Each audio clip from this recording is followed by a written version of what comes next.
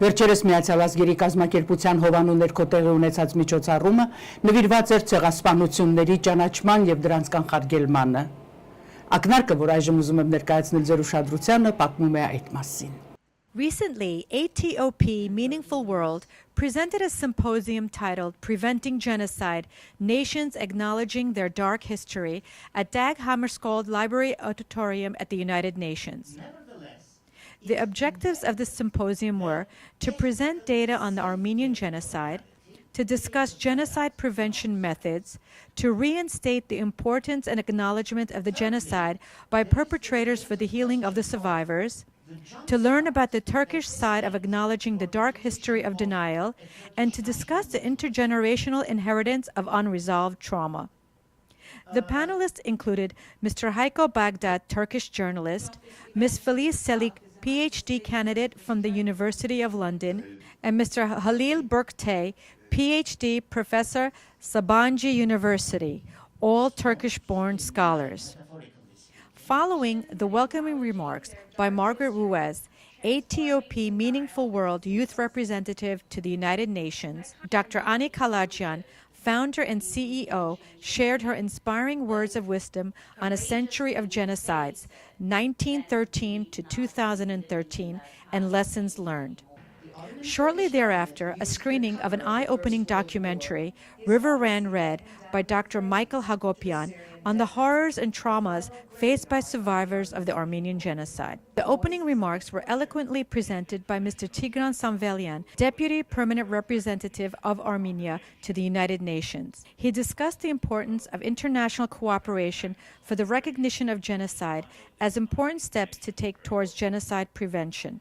Having events such as this one and building a large, powerful education network is an important tool also in countering the silent repetition of this crime, the denial.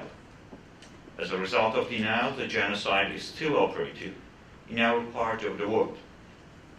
Nonetheless, the process of international recognition of the Armenian genocide will be continued, and Armenia will defend its righteous cause on the international forum, despite Turkey's denial of this indisputable historic fact. Dr. Ani Kalayjian presented the Krieger Essay Contest winners and distributed their awards. Each winner read a summary of their essay and demonstrated their ambiguous and inspiring outlook on genocide prevention. Dr. Kalayjian also expressed a special gratitude to Dr. Edmund Gergerian, who has been sponsoring this essay contest in memory of his uncle, Father Gergerian Krieger. Dr. Halil Berktay discussed several aspects of genocide denialism, including how nationalism is closely aligned with genocide. Why is it still so difficult to confront and accept the historical truth of what happened in 1915? Number one, nationalism goes hand in hand with ancestor worship. There is this tremendous emphasis on continuity with, acknowledging loyalty to, and not betraying our ancestors or our nation founders, including the Young Turk military dictatorship, the triumvirate of Enver Talat Cemal, and the entire Committee of Union and Progress. This plays very interesting ideological tricks on people's minds. Normally, present-day Turkish society is ideologically and politically split. It is heterogeneous. It has liberals, it has Democrats, it has left Democrats, conservatives, nationalists, Islamists, moderate Islamists, and also out-and-out fascists.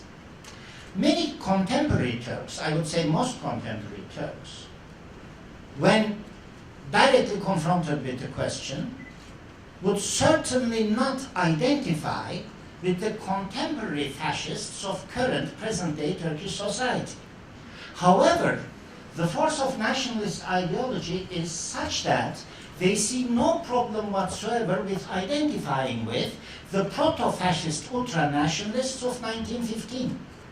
That is to say, the Committee of Union and Progress leadership, especially Talat Pasha, the evil genius, the Nietzschean amoral evil genius behind it, who was basically the mastermind behind the ultimate horror. Dr. Berktay highlighted a shift in the acknowledgement of the Armenian genocide in Turkey. Prior to the late 1960s, all who were living in Turkey remembered the genocide and knew about the Armenian genocide firsthand. After the late 1960s, the Turkish government, out of fear of reparation, began a denial campaign. Ms. Filiz Selik, a PhD candidate at the University of London, presented on Dersim massacre and Armenian suffering. She discussed a discrepancy between the oral and the written history in Turkey and how that has facilitated the denial of the Armenian genocide. Ms. Selik made a comparison to the Kurds in Turkey, who are similarly a minority that has suffered persecution by the Turks because they are seen as having a weak and unfit culture that will eventually die out. I was thinking how much the narratives of the survivors of the Armenian genocide and the survivors of the Dersim massacre has been collapsed, how similar they are. I myself am involved in the collection of oral histories. And in Turkey there's a great difference between lived histories and written histories. And in my opinion, oral histories help us to sort of bridge this gap between how different is the lived and written histories. Ms. Selik is conducting research on the generational impact of the Dersim massacres on the Kurds and Turks living in Turkey. Mr. Hayko Berktay, a Turkish journalist, presented on a century of denial. He emphasized the distinction between the Turkish people and the Turkish government in regards to their opinions about denial and the Armenian genocide.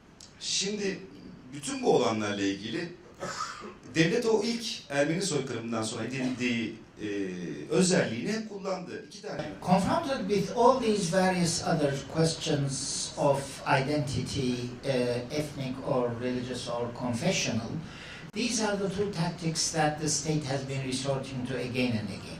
Either to deny outright that something evil, something nefarious has happened, or alternatively to plead that they deserved it, they got what was coming to them. I consider that it is very important for Turks to start speaking up and start reminiscing about and analyzing and narrating the story of what has been happening to them, what has been their experience of this entire 100 years that is behind us. This important event that has brought Turkish scholars to speak about the Armenian genocide is one of the many undertakings that is organized by the Association for Trauma Outreach and Prevention, ATOP, established in 1990.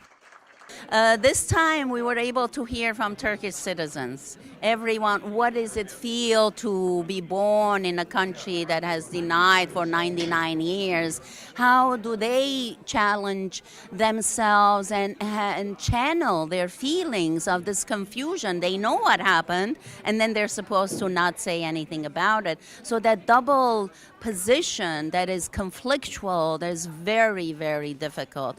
And I really, my heart goes out to them, and I give them a lot of credit, the strength, the will, and the courage that they have, because I'm sure they will be harassed sometime, if not tomorrow or tonight, sometime in their life because of their being able to speak in public and freely about their government.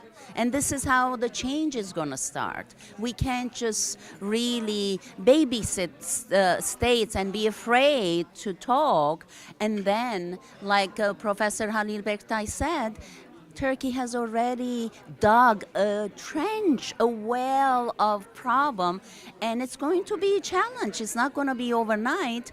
The other thing they didn't talk about is that they are forming a committee to oppose all of our centennial work.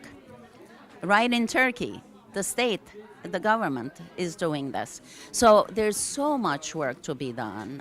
And on one hand, you would say, they are wasting our precious time and energy, because instead of keep repeating that it happened and showing the research as Ms. Chelik showed in terms of her dissertation, the generational impact on the Kurds, on the Alawis, on the Armenians. The proof is right here. So how long can we close our eyes and pretend it's not happening? I think that we're no longer able to do that. The truth is coming out, maybe not in the speed of light, but it's a very slow, purposeful growth. There's definitely change, especially after Hrant Dink's assassination. There's definitely extreme change. I mean, these people, and there's like at least 100 of those people, and we have to tap into this. This is the resource we need to tap. This is the intelligentsia that we need to collaborate, communicate, find out how we can help them and how they're feeling, because this is not an easy experience to go through for them. They live there every day. You know, we're able to talk and go on our merry ways, but they are able to talk, and then they have to face the government in front of them. We can't, you know, they can't hide. So, and they are not hiding. They have committed to coming forth, empowering civil society, and not repeating the story, saying, let's hear from you. How did you as a Turk feel? How are you feeling that your country is denying this for 100 years and is lying to you? To you. It's people that's serving. You're paying for these people to be in the government. What about your human rights? And that's the empathy that they talked about, which is a wonderful message. With more empathy, we can resolve any trauma in the world. But the problem is, the reason why we can't empathize is because we're still in pain. As long as you don't heal and you're in pain, you can't empathize with others. And that's what our organization is working on, to help people heal. Meaningful World charitable organization affiliated with the United Nations Department of Public Information has achieved international recognition as a leader in training humanitarian outreach professionals, as well as responding to 2 decades of global and local disasters.